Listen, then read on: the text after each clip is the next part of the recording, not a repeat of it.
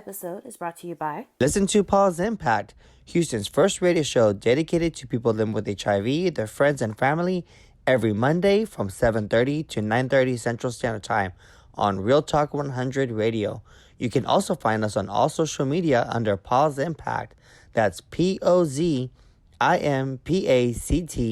And if you happen to miss our show, follow and subscribe to our YouTube channel where you can catch the latest episodes of Paul's Impact. Hey everybody, guess what? I'm disrupting the network marketing, or also known as the multi-level marketing industry as well.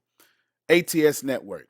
It is the brand newest multi-level marketing company that's getting so much media attention and breaking records all over the world. Why?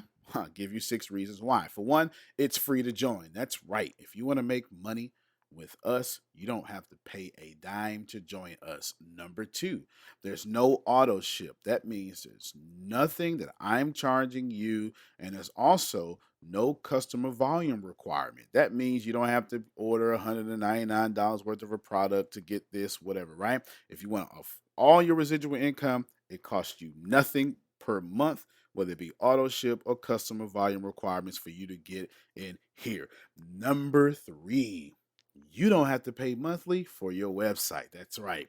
No $24.95 a month or all this stuff like that. Number 4, there's no obligation or any incentive for you to recruit anyone. Now, I probably should have led with that. Let me say that again. I have the only network marketing company in the world in which you don't have to go out and get 3 to get 3, get 3, get 3, and all that stuff like that. No recruitment whatsoever. Your mom, your grandmother, or the lady next door can do this. Number 5, you never have to get promoted or recruit anyone to get the highest level of residual income. Since I don't have distributors and since I don't require you to recruit anyone, guess what? The moment you come in, you can get top level residual income. And finally, you only have to be an active customer to make money with the company. Check out the show notes. Probably the first link, Antonio T. Smith Jr. If you want to be one of the 100,000 millionaires that I want to create, this is where you should be. ATS Network. Link is in the show notes. Love you. You can plant better. You can dominate. Welcome to the Secret to Success podcast. My entire goal with this podcast is to give you value. That is it. I am not interested in you buying from me. If you want to, you can, but that is not the goal here. I do want you to go to the show notes for people that I interview, because I do want you to buy from them or at least follow them. But I'm telling you, I am on a mission to create 100,000 millionaires. This podcast is part of that. Do yourself a favor and get everything that you deserve. Period, point blank. I want you to get that in this podcast, whether it be keynotes from me or interviews from millionaires, billionaires. It doesn't matter, because we can't teach you anything you don't already know. You just forgot because the world made you forget. I love you. You got this. You're going to get this. This is your moment. This is you. Take notes. Listen to me on your commute. I don't care what you do, but this is yours. I do this for you. Like, if you're on a different platform, share it. Subscribe to it. Share this, because there's not many people out here doing this here. Got this. Welcome, ladies and gentlemen. It's a wonderful time to be alive. Wouldn't you agree? I'm here. ATS meets iHeartMedia headquarters. It's a wonderful thing. Look at it. Look at it. iHeartMedia. Come on, we walking. I'm getting ready to do a 2-hour interview. I'm in Dallas. iHeartMedia headquarters. This is not the kind of stuff you apply for. I say that on purpose. This is the kind of stuff that you qualify for when you actually help people make a lot of money. And then, of course, when you make people a lot of money, it makes you money. The kid from Galveston, that's me, ATS. See it? 2-hour interview. And then later, I'll be doing a keynote for a bunch of NBA wives in Houston, Texas. So you get to see me a few times a day. I'm excited. Listen, if you out there, do whatever you got to do. Have it however you got to have it. But focus on prosperity and focus on building it for others. Don't worry about people who are not your customer. Everyone won't believe you, but at the end of the day, you'll be on Forbes and iHeartMedia. Deuces.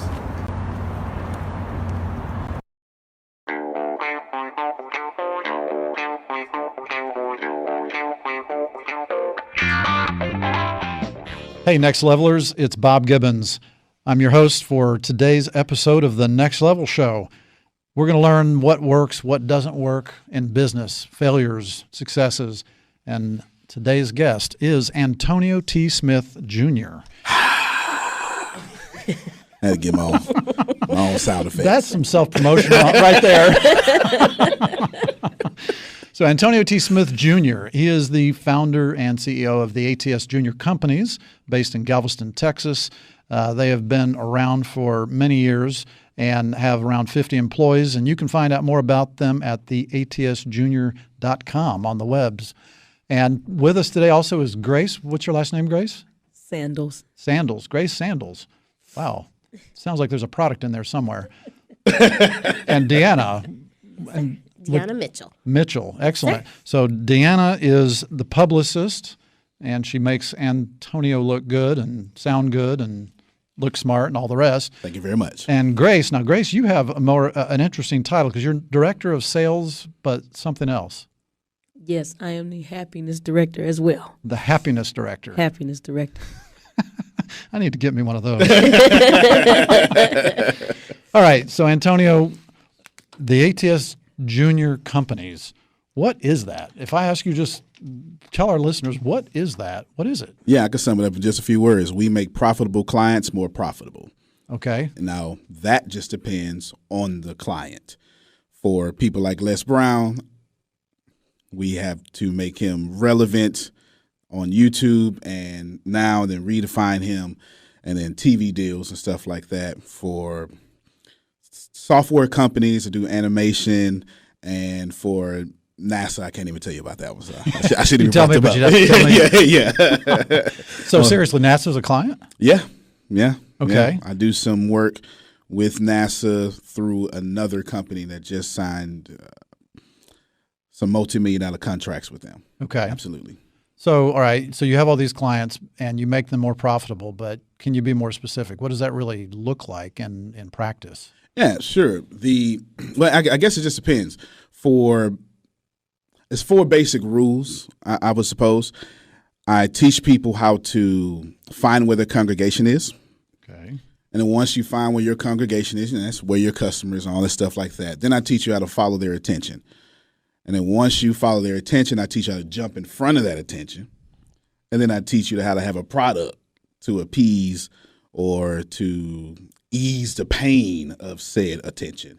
Okay. And I kind of operate around those four areas with every client, customer there is, because we all have someone congregating and they all have attention going somewhere we would like to come to us, and then we need to sell to them. That's what I do. Interesting. So you're a marketing company. On steroids. Ultimately. Yeah. You can say marketing. I got some other skill sets that work. Yeah. Yeah. Well, I mean, that's kind of cool though, because I like the way you talk about finding your congregation. Yep. So your tribe, insert whatever synonymous word goes there, your tribe, your people, your congregation. I like congregation. Follow their attention. Yeah. Wherever that might be.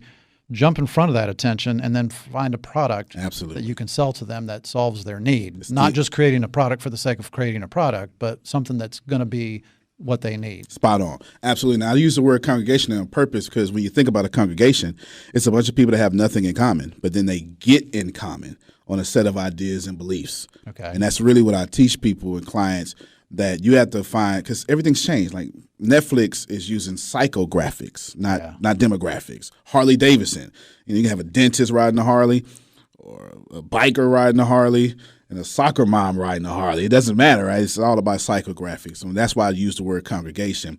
A bunch of people have nothing in common, and all of a sudden, on a set of ideas and beliefs, they get stuff in common. And then, my favorite part, they freely donate to whatever they have in common. I love that part. I mean, that's kind of a cool idea, though, because I like that people come together of their own free will. Yep. So they're being attracted by something. So how do you find a congregation? Great question. I've never been asked that one. I instinctively know it through a skill set. In the Army, I was military intelligence, and my job was to find where the enemy was congregating at. And I had to use 3 different what they call accesses of approach. And when I got out the Army, all I knew I'd do is drink beer, play space, and kill people. And I was trying to figure out what the heck do I do with these skills, right? I don't know what to do with these. And then it dawned on me 3 years later after I was a freaking loser. It dawned on me, I could do the same thing I did for the Army for clients. So I find people's congregation by simply finding, all right, what are the 3 best ways that your product is going to be out here and who the heck likes it?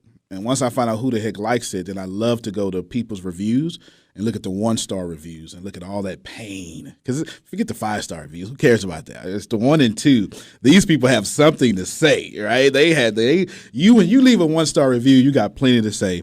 And they always give you all that information. So I use those psychoanalytic stuff the Army taught me to find that stuff out. You sound like my wife because she cracks me up because whenever we go look at reviews, I go to the 5 stars because I want to see all the good things about what I'm going to experience when I go to the Airbnb or the whatever, right? No, she goes to the 1 stars. That's it. They got something to say, man. Yeah. And I mean, in a way, it's really smart. And I now find myself going to the 1 stars to kind of see what that is first and balancing that with, and of course, you got to put those in balance, right? Absolutely. So if you have 3 1 stars and 500 5 stars, then you got to take that into account. You can't please some people. No. In fact, that's maybe the most money ever. Learning how not to chase people who are not my customer. Once I figured that out, my income exploded. It is a shame to chase people who would never buy from you. Yeah, because they're not your congregation. Yeah, there you go. They're not your congregation. Yeah, if you're from a different denomination. Look at it. Let's work on it, Bob. Well, and we it's funny because we tend to judge each other without knowing much about each other. I had somebody one time ask me what denomination I belong to, and I told him, and he's like, "Oh, are you guys still legalists?" And I was like, well, I don't think we really ever were, although there are people in the denomination who are, like in everyone. And he's like, well, but yeah, you guys were real legalistic about this and this and this. And I was like, well, we tend to judge each other out of ignorance. Yeah. And that's the truth. Yeah, and we do that in all kinds of congregations, not just actual church congregations, but we do that based on every other way to define people that exist. Oh, we can't wait to do it. We're excited to do it. In fact, if we judge you first, and then now it makes us relevant to have the hot gossip and tell our other people. So now we're cool because we're talking bad about you. Yeah. Yeah. Sucks. But so in your order of things, though, the product comes last. Yeah. It always should come last. So how do I find a congregation if I don't know the product? You know what? That is how businesses work in today, though. The way businesses work in today is the product comes only because people are dying for it and don't even know it. The Facebook didn't exist because, I got a great idea. I'm going to make people, show their face on Facebook and date or whatever. It was like, I'm in college and people are like, man, we want to be connected. So let me figure out how to do that and what they like. And then, by the way, here's this product after all these steps I just took. The most successful, Amazon, same way. The most successful companies are building their product last because they're building the trust, because if they know you, they'll follow you. If they trust you, they'll buy from you. They're building the trust and all those, finding your attention first, then the product comes next. So, and those products change over time. They should. Amazon doesn't look anything like it did when it started. Same with Facebook, same with so many other things. I think Amazon is the smartest company out. And I say that, and I know that's a very bold statement. Because, I love Elon Musk is my hero, but Amazon, Jeff Bezos has this way of staying disruptive. He's too big to be disrupted. It doesn't make sense. His company is too big. He shouldn't be jumping market shares, and he should be out of business by another small company by now. But he keeps on buying disruptive companies and then saying, hey, stay disruptive, stay there.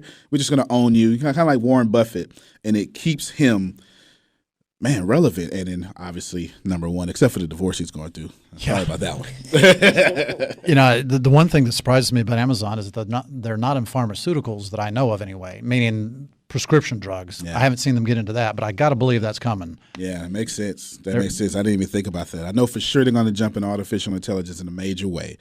And I mean, they're already there when you think about, the way you shop on them, but they have to jump in there because it's virtual reality, artificial intelligence. Gary Vee is screaming voice everywhere. He's right about that, by the way.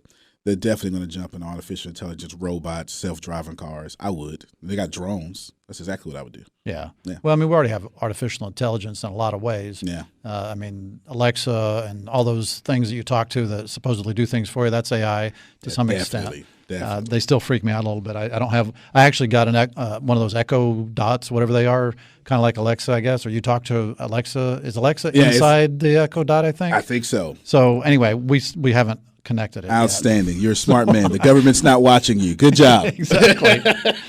So let's go back real quick. You said you were in the Army. Yeah, definitely. From 2000 to 2004, at the time I was a 96 Bravo 2, which is a sergeant in military intelligence analyst. I think they changed the codes now. I was homeless from 6 to 18, and I got adopted at 14 and out of CPS custody. It's kind of weird, but that's the way it worked. And I scored really high on the ASVAB, I believe a 78 or something. And I had no parents. I had no anything.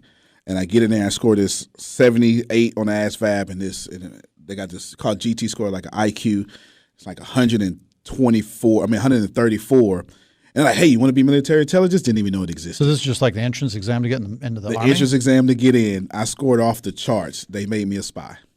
Wow. Yeah, I spent my whole 4 years doing that to the point. I've got a lot of skill sets. You probably don't want to go hand-to-hand combat with me. Well, I grew up on Army post myself. Oh, there it is. My dad is a retired Army officer. Oh, okay. Lieutenant Colonel, but he was the one in the Army, not me. That's who I reported to. So, okay. I only reported to the Lieutenant Colonel. Well, cool. All right, we're going to take a break, and we'll be right back after these messages. Sweet. Welcome back. We're talking to Antonio T. Smith Jr. with the ATS Junior Companies and also with Deanna and Grace. Y'all haven't been talking much so far. We'll get him to talk.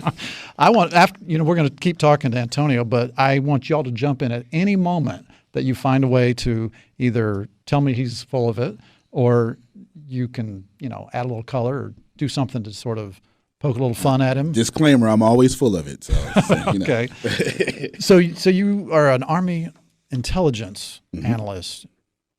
And I mean, are you like down in a bunker somewhere going over papers, or what? You know what? If you I know you can't Google really tell me. Well, I had a top secret security clearance, s6e, secret compartmentalized information, read on.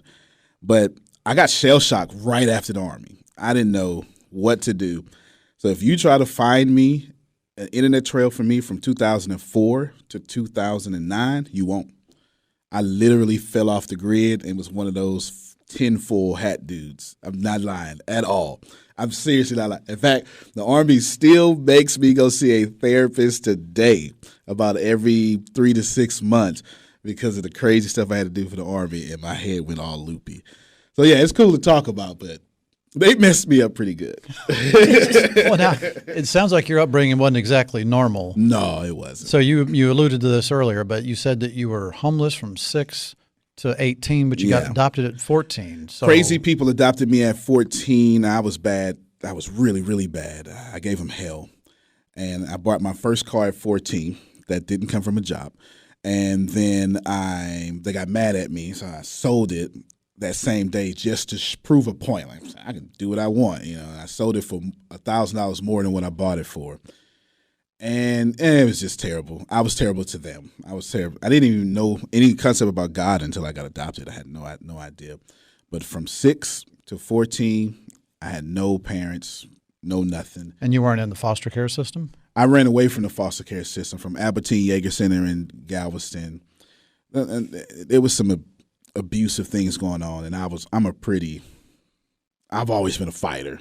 I don't take stuff like that too well, So I ran away, been arrested for truancy, which is in Texas. That's when you miss school because you're a kid, you're supposed to be in school, right? Yeah, but you're not getting any points for being a badass if all you got is truancy. Yeah, I know, right? Yeah, exactly. I'm sorry. All I got is truancy and But some I'm other guessing stuff. if you lived on the streets from 6 to 14, you weren't. That wasn't the most interesting thing that you had going on. No. If you want to check out my jail record, you can. It's public. But no, it was the most interesting thing that I had going on was trying to figure out how to eat.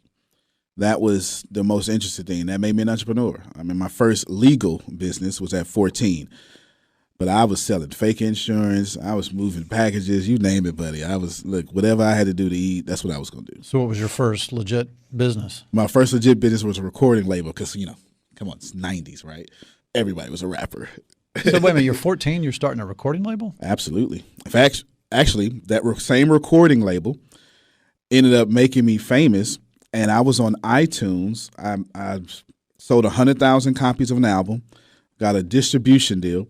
And if you look up Paper the Ghost, P-A-Y, now don't some cussing on there, okay? All right, P-A-Y-P-A, and then The Ghost.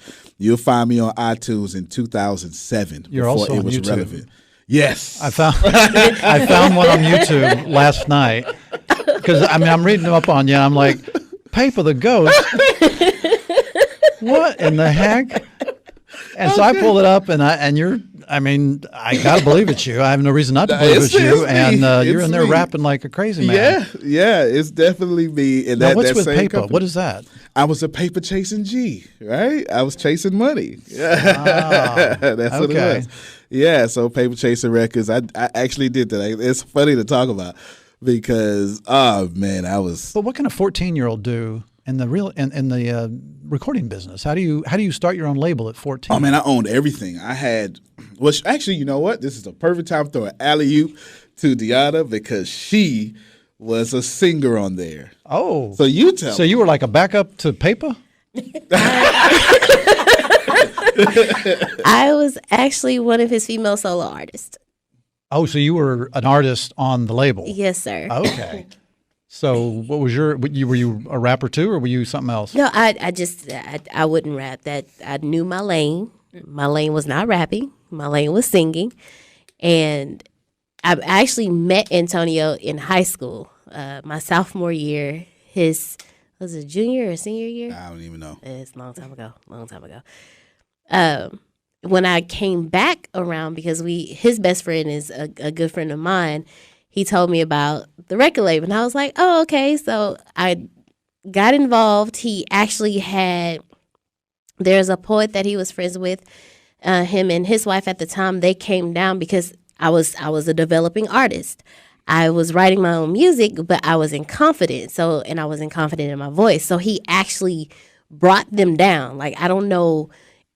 I don't ask questions, but I just know he brought them down to 16. train me, to help me, to help me with my vocals, to help me with my writing.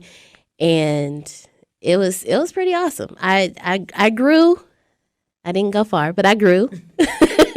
I'm sure it was a great experience either way. It really was. One thing about Antonio that I have picked up on in every time I've come across this path, and this is like the third time, and this time I told him, I said, you stuck with me. I ain't going nowhere. Everybody he works with, he believes in you. And he always tells you, if you don't believe in yourself, just believe in my belief until you believe in yourself. And the first time I met him was in high school. The second time was with the label, and then this time around, and I told him, I said, okay, if you say I can do it, I'm gonna do it. So you stuck with me. Nice. But the label, when I met him, he was always doing something.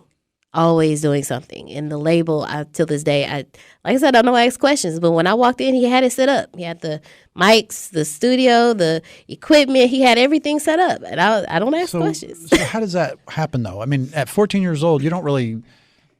Do you have the knowledge? Do you have the money? I mean, because to buy studio time, I mean, they don't give that away for free. Yeah. I had the knowledge because I grew up on the streets. I didn't have the money, but I knew how to make money. So what I did, I'll tell you exactly how I funded it. I bought some blank CDs, right, because this is the 90s, and caught the deal 100-pack for $9.99 because that's what Office Depot does. Of course. And I start selling CDs for $1. So you record them in the studio. I built my own studio. Okay. I knew how to build computers, and I had this $45 Radio Shack condenser mic and no headphones. So, so you would hear the beat while I'm rapping. It was crazy. And then, of course, I could afford headphones later. But just putting out that music, and everybody, I was standing outside of Walmart, which had Walmart in Galveston. It's like 3,000 people come through the door. It's crazy. It's ridiculous. And per hour. And I literally sold 6,000 copies in a day, and then eventually sold 100,000 copies. Now I'm sitting up here, 17, 18 years old, with $100,000. It was over. It was done for it. I had some groupies, and I had some money. What else would you want? Right? But I mean, that's sort of the FUBU same Yeah, thing. absolutely. I mean, Damon John, he makes these things, and then he just goes out on the streets and starts selling them. I've been doing it ever since. When I first got into real estate, I had a 397 credit score. That is not a joke. That is not a joke. I had a 397 credit score because I was never talking about credit. And I had no money again because I was coming out the Army. And I started just doing what they now call creative financing. To me, it was just making money. Right? I bought my first house by asking the owner. Actually, no, I taught you this way. I went to the Green Sheet, a little free newspaper, and I saw someone doing it for sale by owner. Need $2,500. Okay, then I got me $2,500, and then I found the renter first, and I plugged that renter. I said, "Hey, you like this house?" I sure do. So I went for sale by owner with the house, put the renter in, and that was my first deal. Nice. Yeah, just like that. I never used my money, never used my credit, but I was hungry. Always better to buy a cash flowing asset than one that's not. That's it. I cash flowed $353 a month off of that one. In fact, that's really the definition of an asset. It's something that generates income instead of taking your all income. Facts. That's all. Robert Kiyosaki would agree with that too. Well, and in fact, it's funny because I have a good friend that's a mortgage broker, and she and I have this ongoing argument because she says that your house that you live in is your biggest asset. That is not. And I was like, no, it's not an asset because it's taking money from me. Facts. It's not feeding me money. And she'll never agree with me on that. Yeah, But, it's also keeping me a debt slave.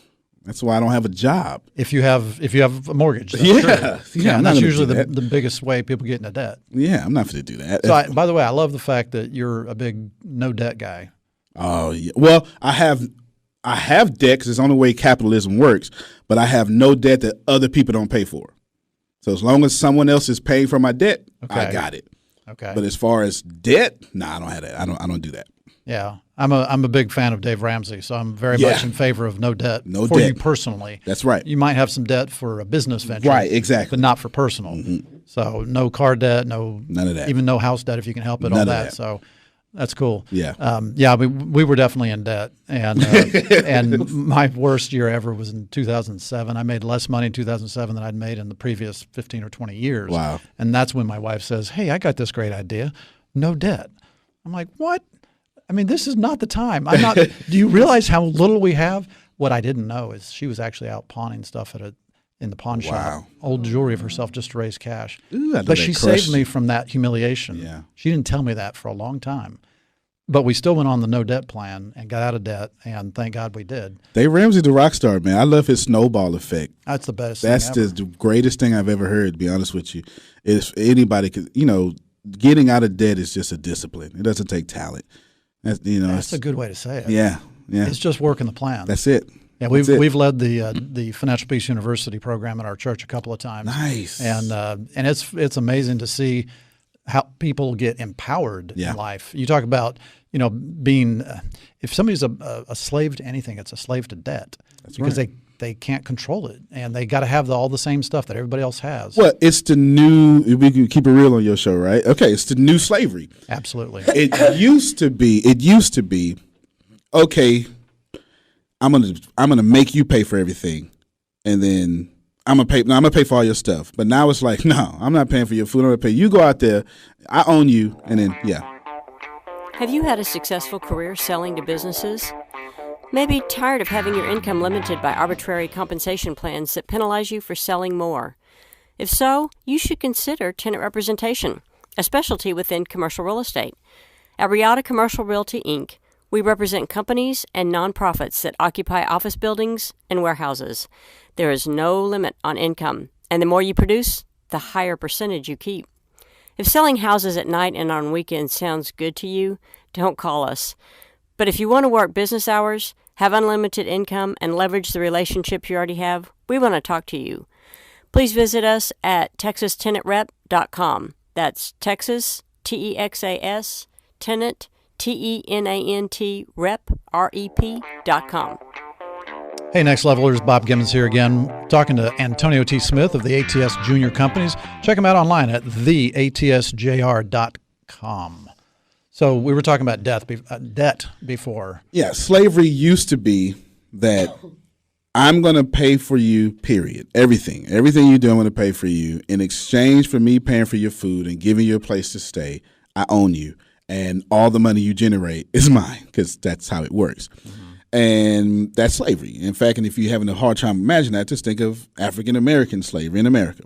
Now, they don't care about color at all. They will enslave your Anglo-Saxon self right now. They're doing it. They do care about color, but it's green. That's true. That's true.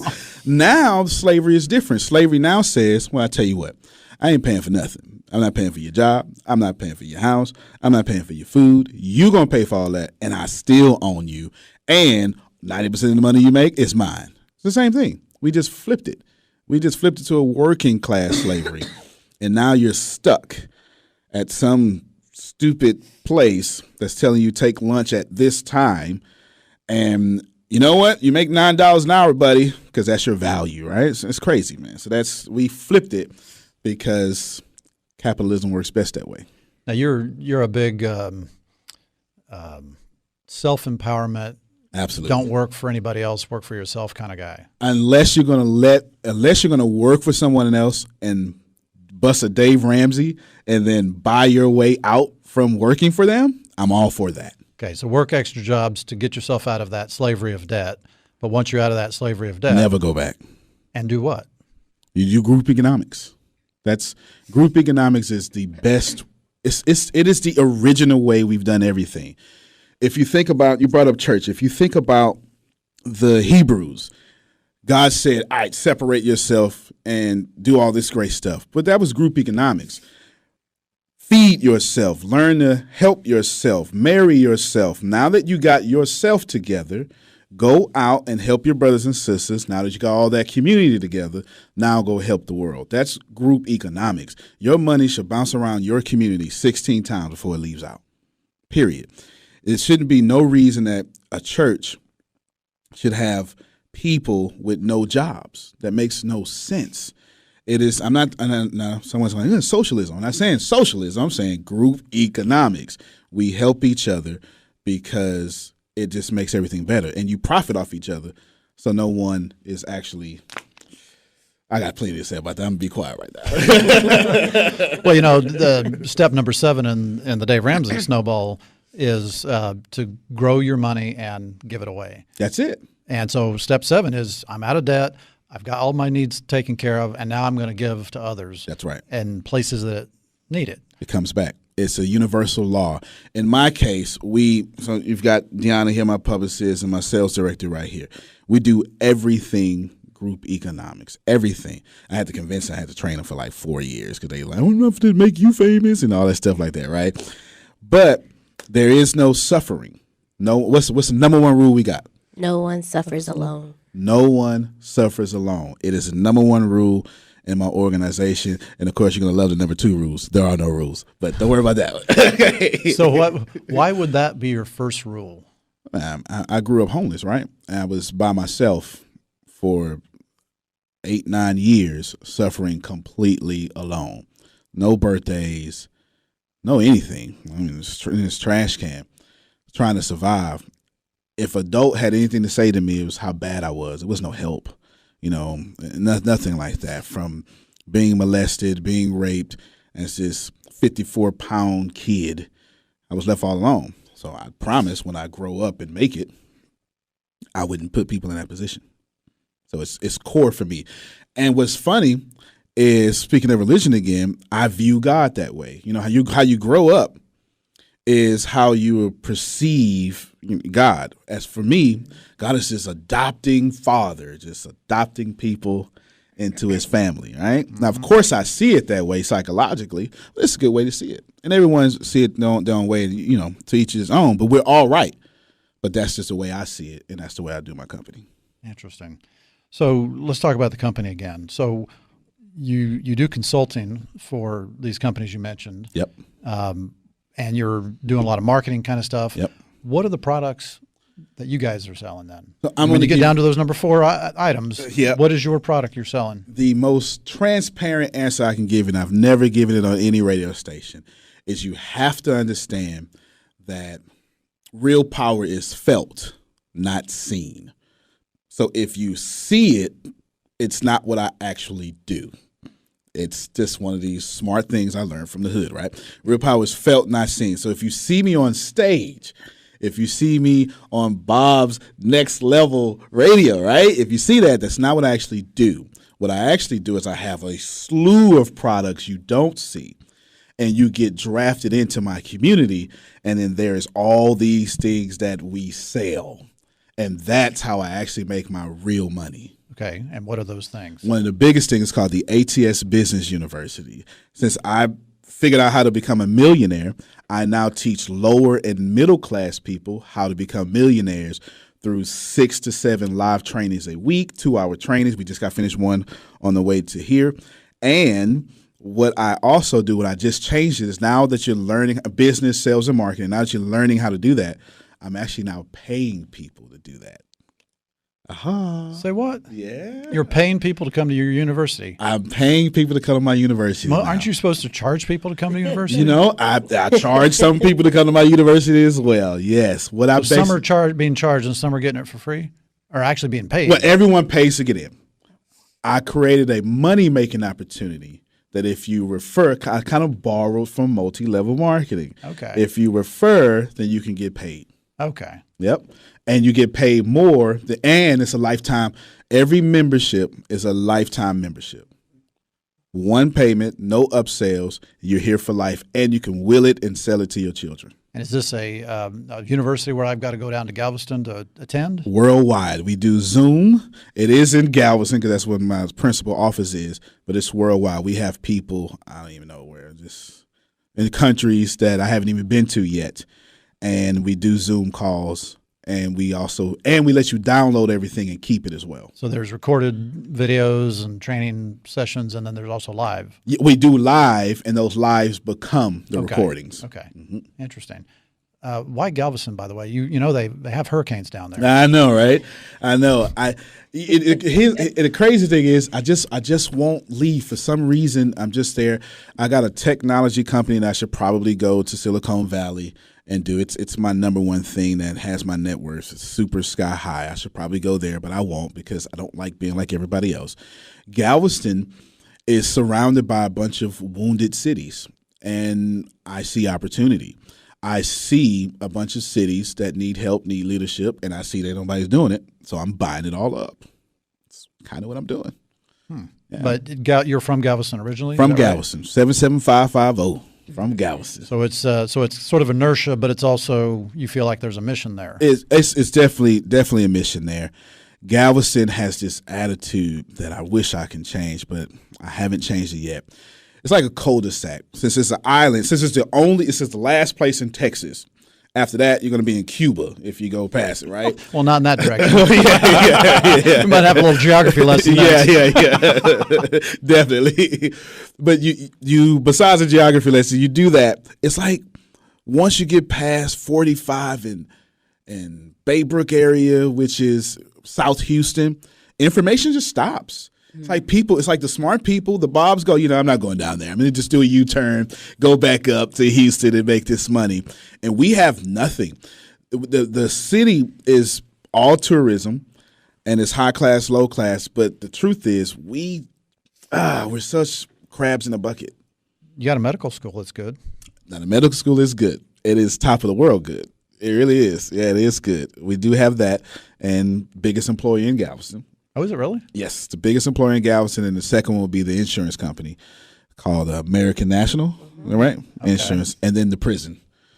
Yeah. I didn't know there was a prison down Well, there. it's medical. So it's TDC has a medical branch part of it. Oh, I got you. Yeah. Mm-hmm. Okay. So so in your business, a big part of what you do also is speaking. Yep. So where do you speak? Who do you speak to? What's your message when you're speaking? Message changes. Now, the core of my message is we're all connected. That's never gonna stop. But I never repeat keynotes. I speak 400 times a year. It's strategic for me also, but that's what you see, right? Real power is felt, not seen. You don't feel me speaking. You see me speaking. Therefore, it's lead generation. My email list is 2.4 million people big because I speak that much. Wow. Yeah, it's crazy. I don't even have servers that I can hold in it. I have to get some tech guy smarter than me to build it. I speak all over the world. I'll be in Mumbai next in front of 2,000 people, also being awarded for top 101 leadership and developmental minds. I probably got that wrong. You got it right. I got it right. Okay, good. I get that Thumbs award. up for the publicist. Yes. Didn't screw it up. Exactly. You know, I've got to speak for some NBA wives and NBA players and a bunch of real estate investors or agents tonight, right after I leave here in Houston. So I speak everywhere, but the keynotes always change. I always ask people, what do you want your crowd to take away? And then I tie in what I know and my principles around that. But I never repeat keynotes because too many people follow me to do that. Yeah, you don't want to sound like the broken record. It's kind of like when you see a comedian, it's disappointing when you just hear all the same jokes you already know. It's the number one problem what's wrong with my industry. Most people would classify me as a motivational speaker or some sort of speaker. That's the number one problem. The people who changed our world, you know, the people that we know, I don't want to call names, you go on YouTube and you hear them and you love them. And when you go see them in person, they saying the same thing they just said on YouTube. It's the number one problem with motivational speaking. And first off, motivational speaking is a bunch of crap. Don't lift me up and I don't know what to do. Give me the tools, right? Give me the tools so I can get some stuff done. So you're spot on with that. We need to find a better way to give people more value. Yeah, those motivational days. Like there's one that comes to Dallas or used to come to Dallas. And you have the entire day, like 8 a.m. to 5 p.m. and they have all these people lined up to motivate you and get you excited. In fact, I think it was called Get Motivated. I went to it one year. Yep. And it was funny because interspersed with that were all these opportunities for you to spend a heck of a lot of money for some program. And anyway, I never bought the program. All right, one more break. We'll be right back. We are back talking to Anthony, what am I saying? Antonio. I guess it could be Anthony if I Englishized it. Yeah, that's it, Antonio T. Smith Jr., the ATS JR companies, theatsjr.com. So who is your ideal client? Wow, okay. I have two of them I built out. It is Mike and Julie. Julie is a professional woman that values personal development over money, that has a 5-figure business and wants to influence the world. Mike is a former athlete that has coached some people and it's got a little taste of it. He's really loving it, wants more. He also values personal development over money and wants to also change the world. So now both of those are individuals. Yes. Those are not the NASAs and the companies and the MBA and some of the other names you've mentioned earlier. You know what? Great, because I don't believe in B2B. I think B2B, although I have a B2B podcast, all sorts of stuff, but it doesn't make sense because at the end of the day, B2B is just B2C because there's still a Mike and Julie that I got to talk to. And that's why I end up talking to NASAs or whoever it may be because of my ideal client draws me to them. And, of course, that 5-figure business part kind of makes you somewhat profitable, which also tells you I'm not trying to deal with non-profitable people. There's an ideology there that I don't have time for. Okay. So, Grace, whenever you have identified that client, you're the director of sales. How do you find them and approach them? I get their information. I call them up, tell them who I am, and I start asking questions all about them. I just tell them give a brief introduction of who I am, what company I'm with, and ask them questions about why they would want to come and be a part of us and ask. The main thing we ask, he calls it digging deep. So the main thing I ask them, I would ask you, what are 3 pain points that you're struggling with in your business or in your life?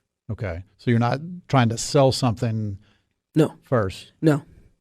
Because if I get you on the phone and say, hey, I'm with the ATS Business University, and then we have this, this, and this, you're gonna hang up on me in the first 5 seconds. Yeah, probably if you get that much. Right, but right. But if I tell you, hi, my name is Grace, I'm a happiness director with the ATS JR companies. I'm not a salesperson.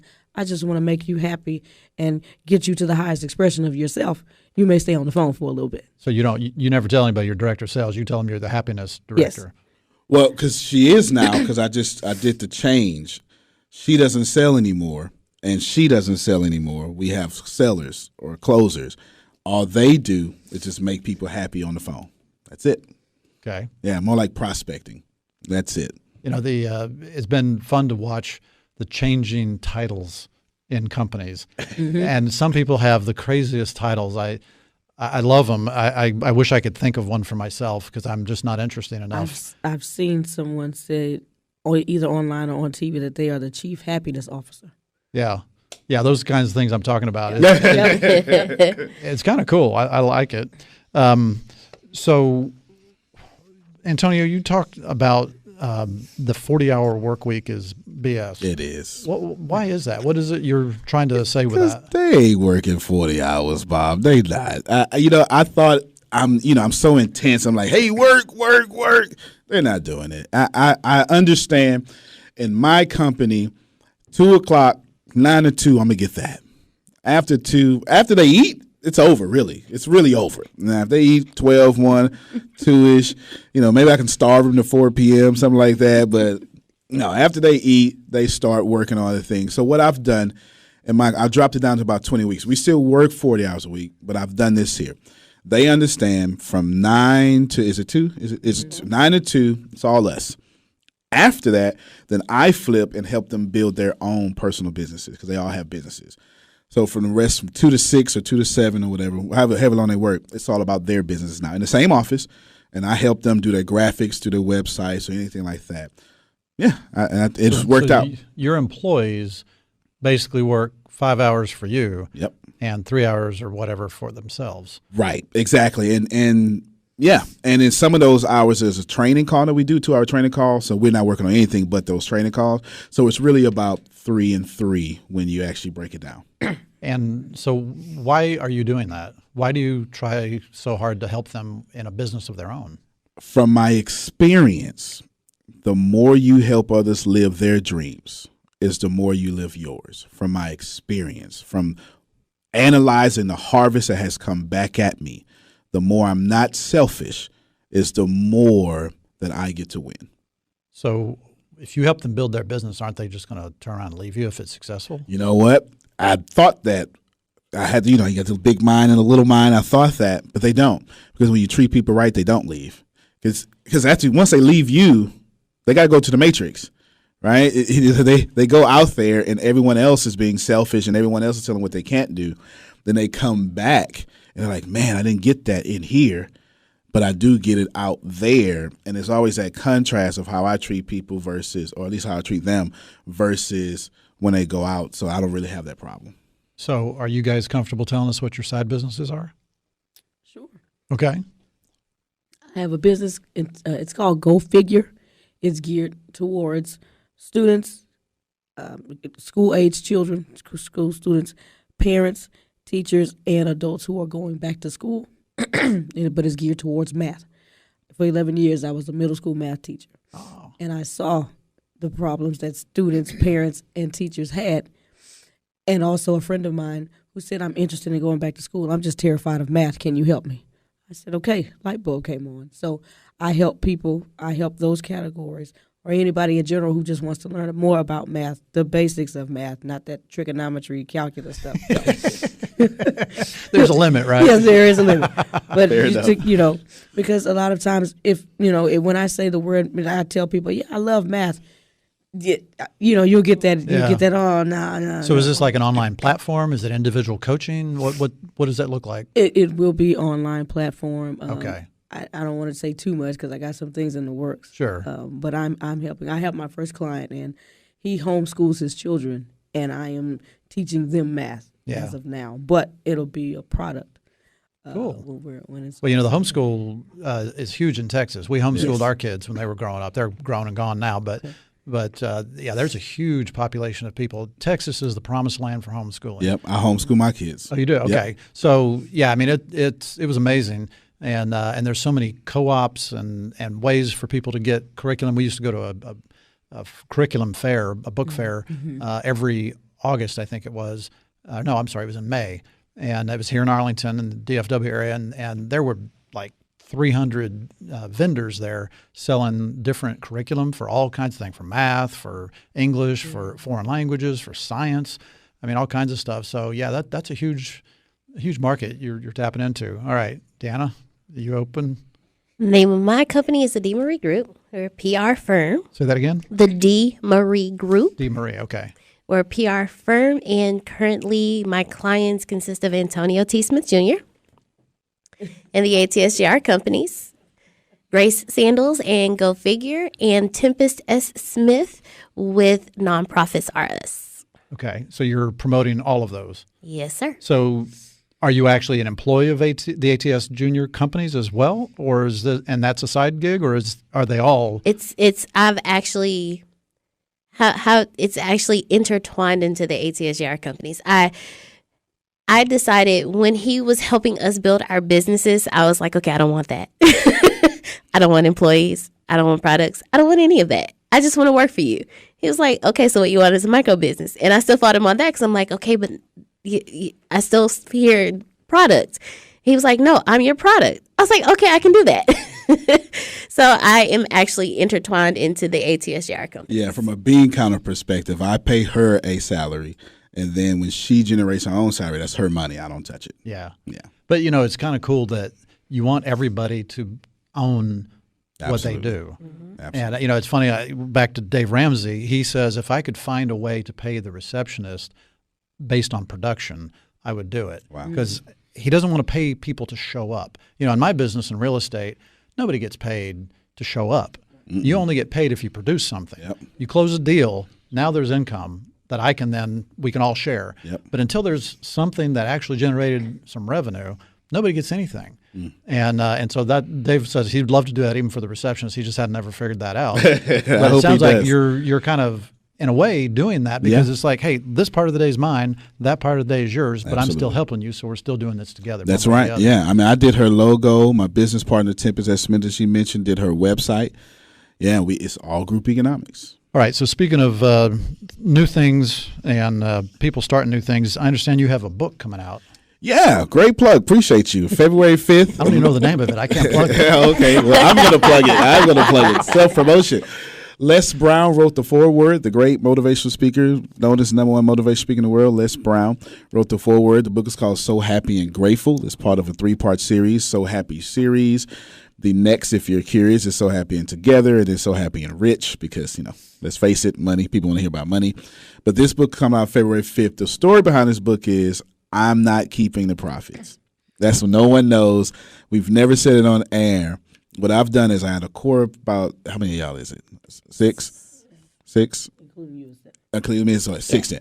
So what I've done is I'm splitting the profits 7 ways. Okay. We're going to try to sell 1 million copies, and Les Brown is going to help promote it. But we're going to split the book because they've been with me for so long, and I wouldn't be nothing without them. So instead of keeping my profits, every book sale gets split between the core of my team. Nice. Yeah.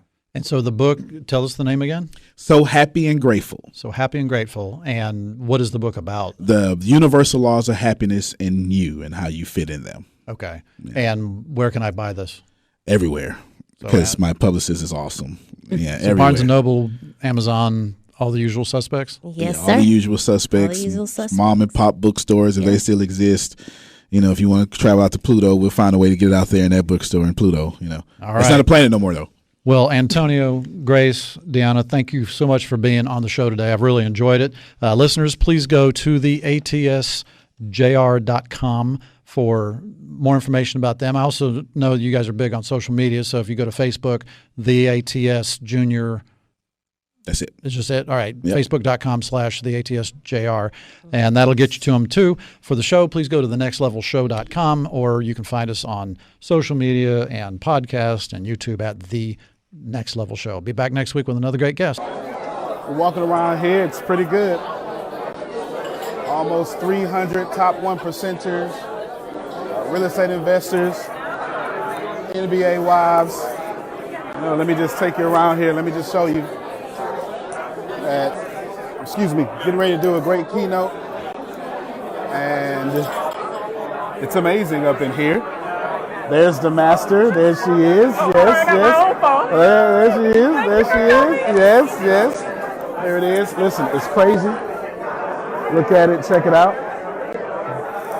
I want to give you a message first. I want you to stop paying attention to people that are never going to buy from you.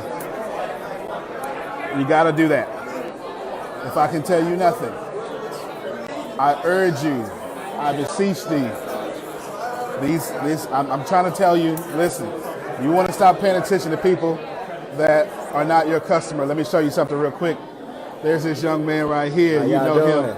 It's Darrell, Fresh Tech Solutions. The #1 mobile app and artificial intelligence company. This guy, you know what? Tell him something, man. Hey man, we just trying to bring tech to you. There it is. I like that. That was hot. That was hot. That was really good. Yeah. We try to bring tech to you. Honestly, it's about. I mean, it's NBA wives in here. It's getting real tough. My shoulder over my head. We ain't even got started yet. We just in a meet and greet, getting it in. There's some folk. Look, they lining up. So let me see if I can show you. Turn this thing around. I mean, they lining up. That's outside. You understand? Here it is. We getting ready. The top 1%ers. They out here. They're doing great things. Now, get all that for a second. Let me holler at you. I want to tell you to stop spending so much time on people who would never buy from you. And I really, really hope that you hear me say this. I really, really hope you hear me say this. Stop spending time on people who would never buy from you. They are hurting you. You're so concerned about how you're going to respond to them that you're not responding to your customers. Stop spending time with people and by people and for people. So what they don't support you? So what they're talking about you? They never gonna buy from you anyway. And I crossed into the top 1% of income earners when I stopped chasing people who don't like me. Stop that. Do yourself a favor. Short message before I come back. I'm actually gonna do this keynote live. Today I'm talking about the top 4 things that you're doing that's not making you rich. So if you ain't rich, you're doing these 4 things. That's what I'm talking about. The top 4 things that's stopping you from getting rich. But I'm telling you, I want you to look at this. Listen, stop spending time with people that don't like you and ain't gonna buy from you. The people you trying to prove wrong, they're not gonna buy from you. They're not your customer. They're not gonna buy from you. Can I get real? I probably shouldn't do it, but I'm gonna do it. I got a whole media agency in a county that I live in that got a problem with me, but I never respond. I never give them energy. Everybody, if you got this far in the video, I want you to type this down. Stop giving haters energy. Stop.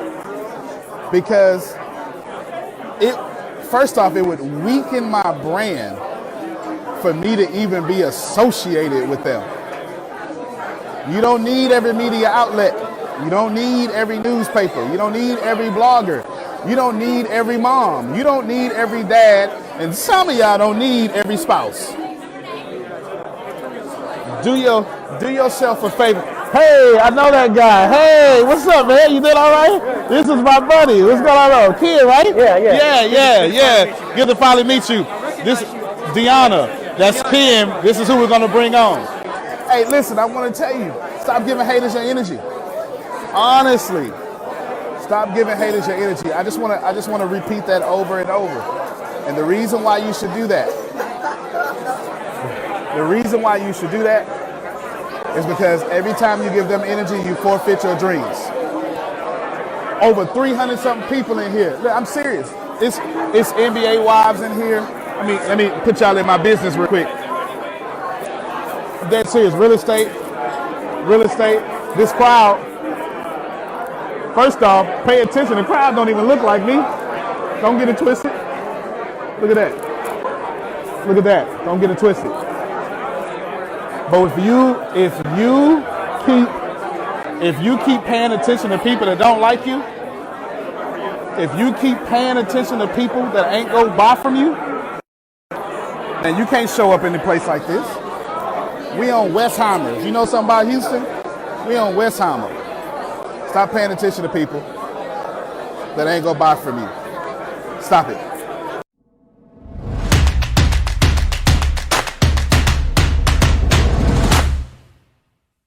There's 11 of us. We have very limited resources growing up, but my parents are phenomenal. They did the most amazing job they could have done with the resources and the time and the area that we grew up in. We faced a lot of challenges. We faced a lot of hardships. We often were homeless without food and shelter. So when I heard this next guest speaker's story, I could definitely resonate with it. We both face obstacles. However, we did not let those obstacles define our, sorry guys, my papers are folded and I'm trying to read them. I'm trying to do my presentation. Okay, hold on. We did not let those obstacles define our future or limit our potential. Here to share his story from homelessness to Forbes Magazine 2019 Business Coach, please help me give a big rock star welcome to Antonio T. Smith.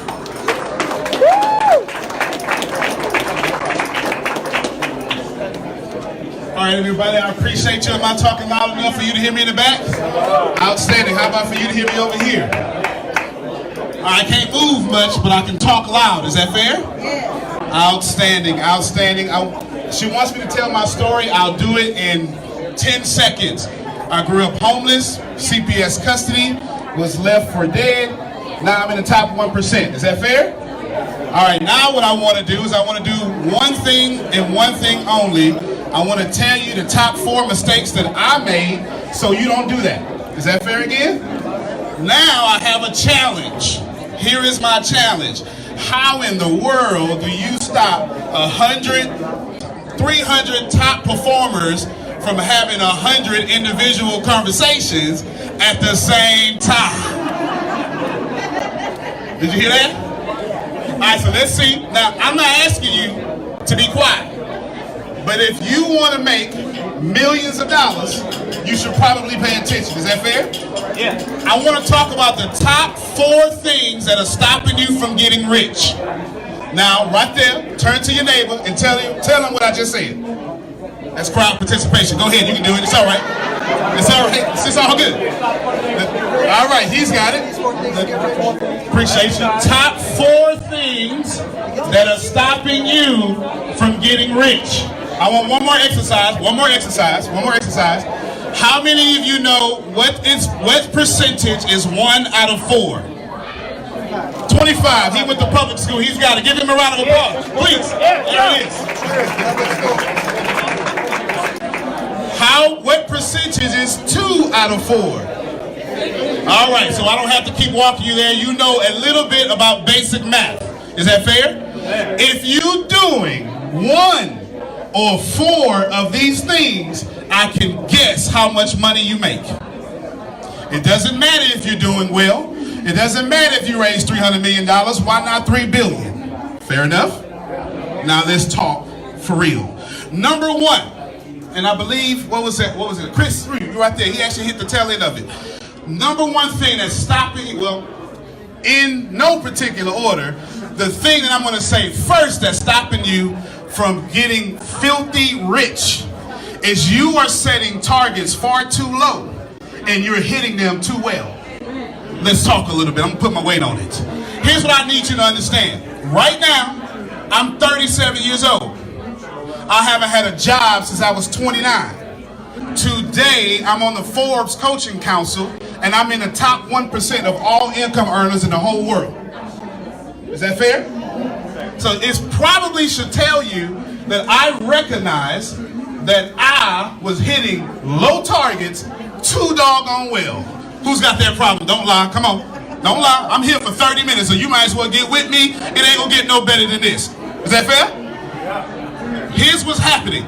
Some of you are winning around losers, and you're calling it winning. And it doesn't matter how professional you are. You have decided to compare yourself to people who can't win the Olympics. See, it's possible that I can beat you in running.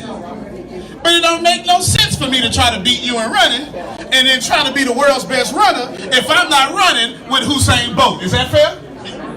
Some of you are hitting targets far too low and far too well. Let's open it up and let's talk about it. You doing real estate. You did $100 million this year. Good for you. Can you help more people doing $1 billion next year? You cannot help people staying at the same level. Here's what is not growth. Making the same money this year you made last year. Do not fool yourself. Just because you are doing well does not mean you are doing better. Everyone repeat after me. Do not confuse getting better with desired results. You gotta have a long, hard talk with yourself because the self-awareness is a superpower. I need you to get that today I was at iHeartMedia headquarters at 10:30 this morning talking about something similar to a bunch of similar high performers, and all of them had the same doggone problems. You hit targets because you set them too low. If you are hitting targets, that's a problem. Stop setting goals. See, I'm going against your teaching. But if everybody is teaching setting goals, you probably shouldn't be doing it. It don't make no sense. If everyone is teaching the same thing, it's not new information. And neither is it the information that the people who controlling the income are actually doing. No more setting goals, set defining moments. You set something so big that if you get it, it would define your entire legacy. And on the way there, you will set goals to get there. It is equivalent to a young man growing up in the hood. Now, I know y'all don't know what that means. But if you don't know what the hood means, it is a urban place where ghetto people reside. And in the hood, there's a young man that wants to be a neurologist. He wants to be a surgeon of the brain. What he is now doing is setting a defining goal because surgeons don't normally come out the hood. Therefore, setting that goal stops him from smoking weed with his friends. It stops him from riding in the car with people that have the wrong things in their possession. That's not a goal. His defining moment is steering him in the right place. Some of you do not have a defining moment for this year. You got your little meander goal and you're hitting it. And you're doing 100% good job hitting something unworthy of you. And it's not working. And you need to stop doing it. Is that fair? One more example and then I'll move on and stop stepping on your throat like this. What you need to understand is that hitting your goals is a problem. You already gonna hit them anyway, or you're gonna lose and not hit them anyway. You might as well go for the whole Pluto and then find yourself somewhere in the galaxy you don't know nothing about. Stop listening to cliches that are ruining your business and your income. It don't make sense to shoot for the stars and then fall on the moon or something like that. You heard that before, haven't you? Please tell me anybody who has ever seen a star. Do we have a photograph of it? Has anybody landed on a star? That's because it's a lot further than the moon. As a matter of fact, they're light years away from what we even understand as common science. But here you are trying to land on the moon when stars are further away. I like stars. I ain't got time for the moon. Don't tell me the sky's the limit when I can see stars. Fair enough? The second thing holding you back, the second thing stopping you from becoming rich, and this is the one everybody in this room will almost struggle from. Now, if number one hit you, if you do number one just a little bit, you keeping yourself from the top 1%. Number two, You are underestimating how much it costs for your idea or product to catch on. I'm finna start talking now. Anybody who want to give me some energy and pay attention, you will be much appreciated right now. You have a great idea. Who's a real estate agent? Real estate agents? Okay, I got real estate agents over there. Guess what, real estate agents? You're gonna have to, you're underestimating, in most cases, how much money your product or idea is gonna take for it to catch on. Now you're gonna listen, well, they've been selling houses. Christopher Columbus was out here getting houses. Cavemen was in the houses, I understand. But they don't trust you to sell them a house. Did you see what I just did there? Just because you are in the area, or just because your idea works, doesn't mean people trust you enough to buy it from you. And it costs money to make people think, oh, you know what? Maybe I should get that house from Thoraya. It costs money. How many of you are entrepreneurs? Entrepreneurs. You have a product. Now, if you don't have a product, you can't be. You need 3 things to be a millionaire. I didn't even want to say this, but I think I have to. 3 things to be a millionaire. 3 things only. You need a product. You need to serve people. You need to master business systems. That's it. 3 things. That's all you need. You need to absolutely stop underestimating how much money it's going to cost to get to your goal, and for you to understand, people ain't trusting you. I got these degrees, but allow me that colloquialism. People ain't trusting you because it's not cool to trust you. Jonah Berger, in his book Contagious, he writes about why ideas catch on. And one of these ideas is the first one. He calls it social currency. Social currency means I'm not sharing your product, neither am I liking your status because it don't make me look cool. And all of you are doing it to someone else, and you're suffering from that same thing right now. How many of you have family? That's everybody, right? How many of you have family that don't support what you're doing? That should be every last doggone one of you. And you know I'm right about it. You know why they don't support you? Because it's not cool for them to support you. You were either the black sheep because you're an entrepreneur, or what happened is you violated the family agreement. Now all of a sudden, Darrell want to do better than me. That's my little brother.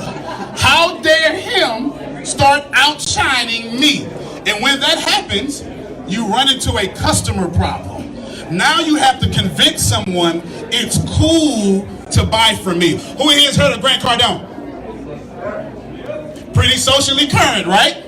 And if Grant Cardone posts something, it's going to make you look cool to share it. Is that not right? Now, who of you know Felipe Mendez? I just made the name up. I don't even know how you know that guy. You really? I literally made the name up. I really literally did. But that's good. I'm glad you know him. You know everybody. If they know you, they'll follow you. If they trust you, they will buy from you. And it takes money to get people to think that you're cool enough to buy from. Now, excuse me just for a moment. I know you haven't noticed, but I'm a black guy. I know y'all haven't noticed. I know you haven't noticed whatsoever. You haven't noticed that I'm of the African American descent. So let me just talk to people who are chocolatey like me just for a moment. The reason why you cannot sail past out of poverty is because with our people, I'm finna get real, with our people, the moment I buy from you, it's not cool no more. Social currency. I just showed you classism, and I also showed you why people are not buying from you. And if you want to get rich, you must master being socially current. It don't have to be good news. It can be bad news. If Donald Trump, right now, you can be red or blue, I don't care. I'm a capitalist. I don't care what party you are affiliated with. If Donald Trump was to cuss somebody out right now, it will go viral. You know why? Because it will be cool to talk about it. If you hate them, it's going to be cool for you to be the first person to share it on your timeline. If you love them, it's going to be cool to be the first person to share it on your timeline. The question is, how in the world do you become cool with your customers? People who master money understand that you must be socially current, and it costs enough money to get your idea to catch on. In truth, you got you a fantastic idea. What's your name? Sean. Sean has a fantastic idea. It's probably going to cost Sean $1.2 million to convince people that he is the one to be qualified to sell this idea. Number one, you need to understand that you're setting targets too low. Number two, you're underestimating how much money it costs for people to buy into you as an entrepreneur. How much money it costs for people to actually buy from you. My favorite, and if you're not understanding this, maybe you will. My favorite is you are competing. If you find how many of you have competition? It was a trick question. None of you got competition. None of you have competition. You have no competition. If you don't know me, that's my fault. That's okay. My marketing budget is pretty big. You'll know me in a little bit. There is no competition for me. I dominate my entire field. Period. Since you are competing, you are not dominating. And that is why you are not rich. What you want to do is you want what do you sell, sir? IT services. Anytime somebody mentions I or T, you want them to think of Sean. He said they did, they do. How many of you have IT companies in here? Right now. You got one. You got one. Y'all, they're the only two smart people in the building. Everyone else, we just use their products. That's cool. Good job. It's a great market for you. There is no competition unless you are being average. It's the only way not to be rich. Only rich people are dominating their sectors. Is there another Amazon? If you come out with a streaming service, they're going to say this is the Netflix of. We say Google. Do you know how whack the name Google is? None of you would ever start your company and name it Google. I don't even know where they came up with it. I don't know if they used a lexicon. I don't know what they did, but Google doesn't make sense to me. But now it's a household name because they dominate. Do you understand what I'm saying? Some of y'all don't even like Facebook, but you still own it because it's too big to avoid. Come on, I wish I had somebody that's going to be real with me. You understand? You rather LinkedIn because they serious over there. You making money on LinkedIn, but you still got to do that Facebook stuff because Facebook is dominating. Stop being in competition. Do yourself a favor and completely market your corner. And if your goals in this year is not about dominating your field, you are wrong. And since you were wrong, you're violating 1, 2, and 3 that I've already brought up so far. If you're not dominating, you're setting goals far too low. If you're not dominating, your marketing budget sucks.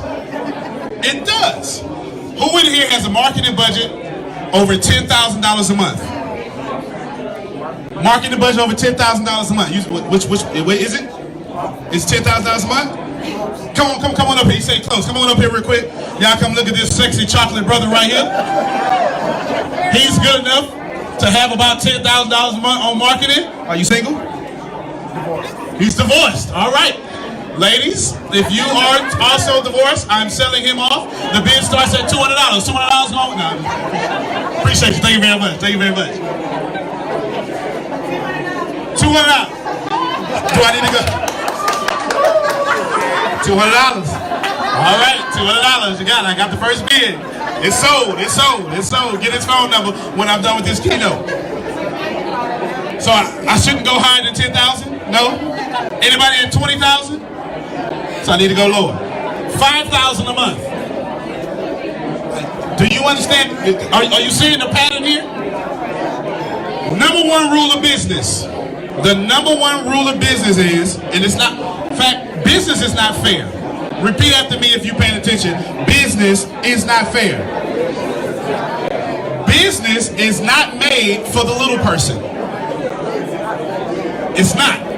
Please know capitalism does not care about your feelings. It doesn't care about if your mama was single and she raised you. Neither does it care if you can't get a break. Capitalism has one rule and one rule only. He who spends the most for a customer wins. That's never going to change. It is never going to change. And if you're not spending more money than me, I'm putting you out of business. Period. Who in here is a motivational speaker of some form? Motivational speakers. Raise up your hand. Motivational, transformational, anything like that you want to call it. 1, 2, got a couple of them. My current speaker fee is in the high 5 figures. My current speaker fee is more than most yearly salaries, and people pay it because I dominate my field. I'm not trying to motivate you. If you need motivation, you're in the wrong business. If I have to motivate you, you need to go somewhere where you don't need to be motivated. I am attempting to give you the tools to transform your dollar amount in your bank account. You can get motivation on YouTube. Right now, let's me and you give you the tools. And if you're not dominating, you're losing. You must dominate. We still say Kleenex, don't we? But we don't mean Kleenex. They dominate. Now, let's say you are dominating, you gotta still be listening to the customer. That's what was wrong with Toys R Us. Blockbuster. Kodak. Remember going to get your photos done in 24 hours? Remember calling long distance? How many of you remember, hey man, call me back after 7 when my minutes are free?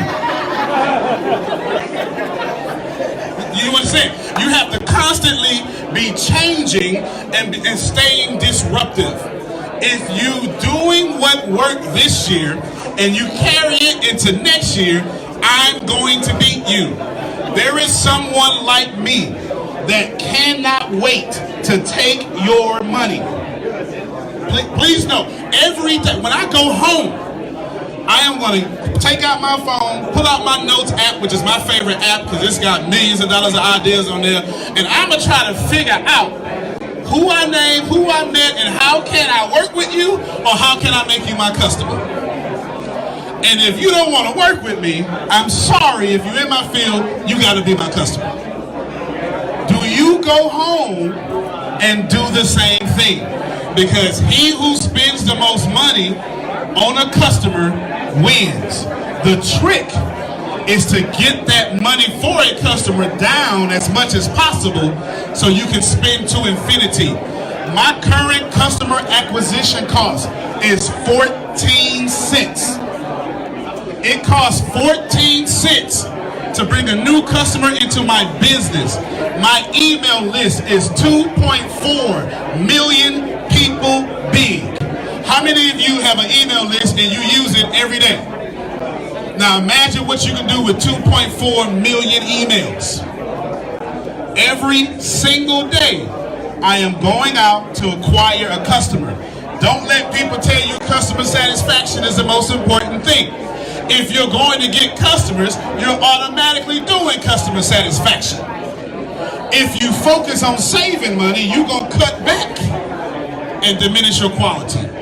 Make sure you are dominating your field. The last thing I want to tell you is the most important thing I want to tell you. That whatever you're doing, the reason you're not rich is because you haven't come to grips with the fact it's the worst thing that ever happened to you in your life. Stay with me, I'll build it. The dream you have right now is the worst thing that ever happened to you in your life, and you know it. How many of you started entrepreneur and now you going through a divorce? I'll raise my hand first. You understand? It is crazy to date an entrepreneur. It don't make no sense to date us because all we doing is trying to get some more money and check that last email. We ain't spending no time with you. You know how it is. I wish I had some real entrepreneurs. Man, you work too much. When you coming home, I wish I had some of them people. The thing that gives you the most pleasure is also the thing that's the worst thing in your life. And you have to deal with both. Successful entrepreneurs have the toughest skin on planet Earth. The people who are making the most money can take the most pain. If you can't take when you post a status and somebody gonna talk about you, go lay down, because this isn't for you. If you can't stand in front of a room, do a keynote, and have somebody say, well, I ain't like him too much. You can't handle this. If you want everybody to like your status and everybody not to say anything bad about you, this is not the business for you. Go be an employee with Cheryl. You'll do just fine. But entrepreneurs, you must go through the worst days of your life. And you have to accept the thing you love hurts you the most. In metaphysics, they call it the law of opposites. In order for you to enjoy what you have, you must first hate where you are. I'll break it down even further. How many of you ate when you got here? Yes, you ate something, some bread, some cheese bread. They was handing out. You ate that? Let me break it down for you. You enjoyed it because you were hungry. If you are currently full right now, no matter how good the food is, you will not enjoy it.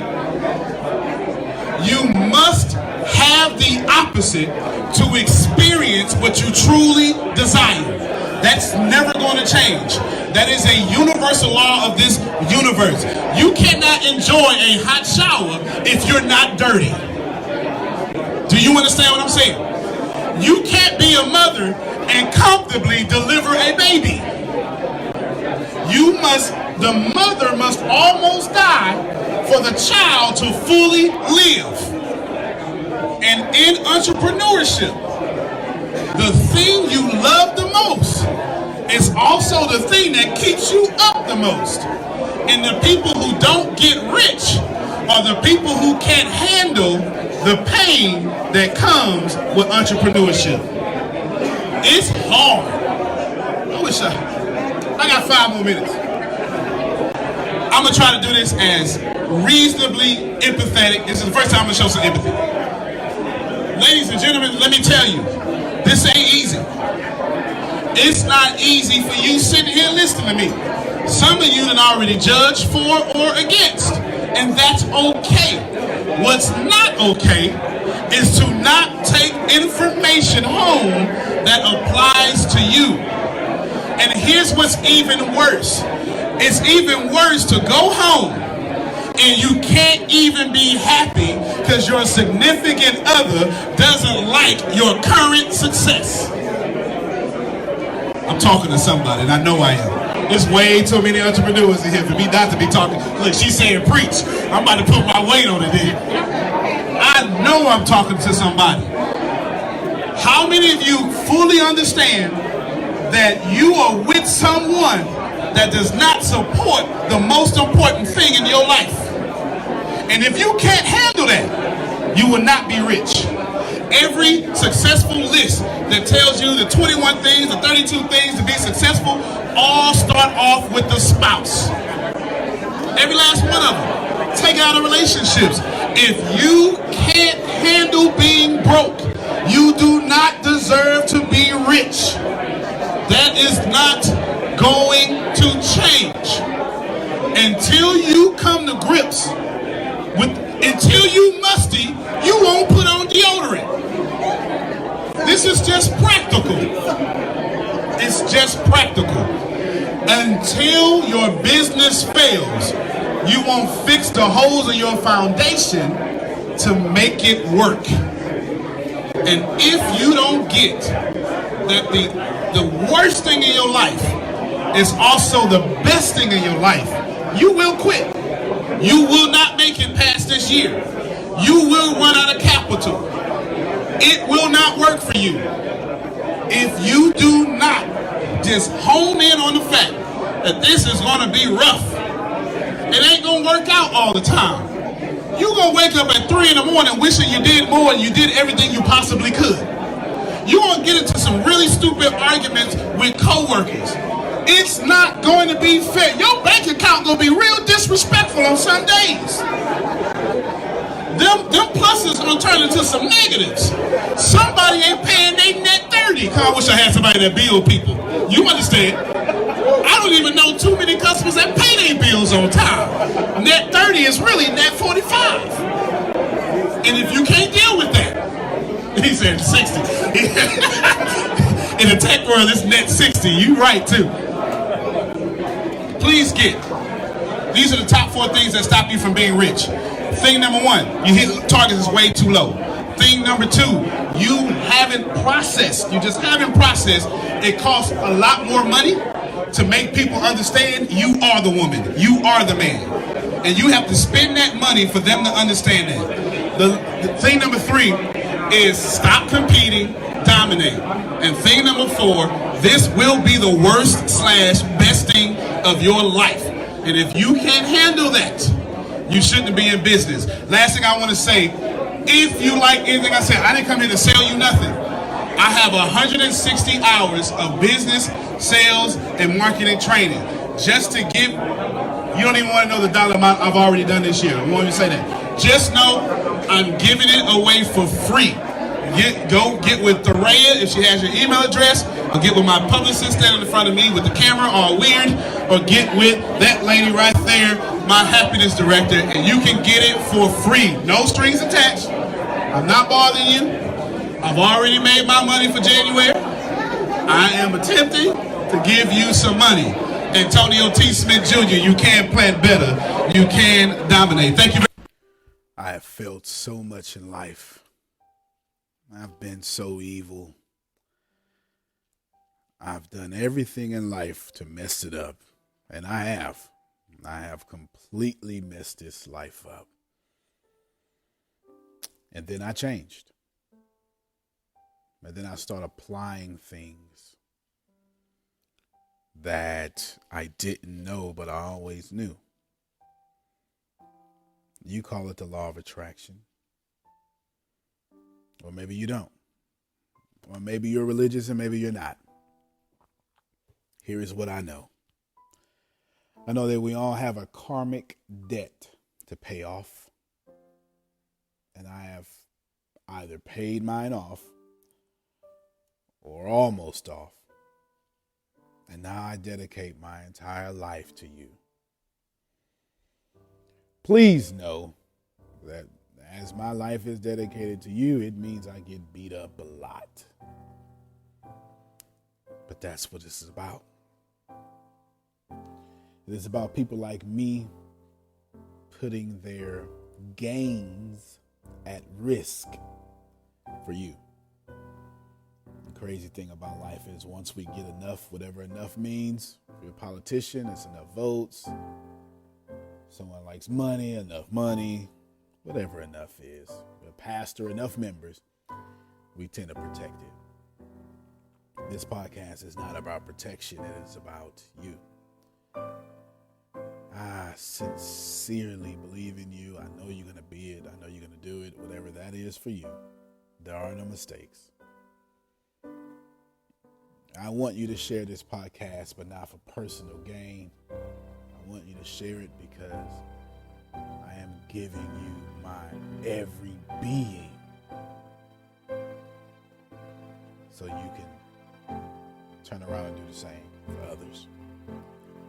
I give away me, and then you give away you.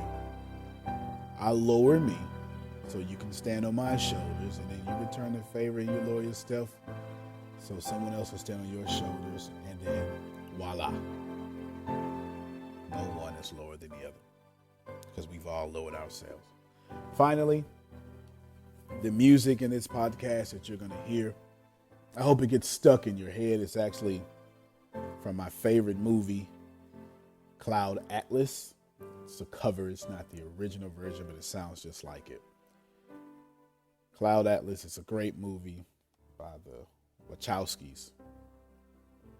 My second favorite movie is The Matrix, but that has nothing to do with this right now. It is about repeating the same mistakes. And so I'm hoping subconsciously that that as you repeat the same mistakes, Cloud Atlas is mostly about ascending from those mistakes. So I'm hoping the words, the music, the melody, everything helps you ascend to where you're supposed to be, which is where you've always agreed you wanted to be before you got here. I love you. This is the Secret to Success, Law of Attraction. I really, really know that this will be a blessing, a lifesaver to many people. Antonio T. Smith Jr., you can plan better. You can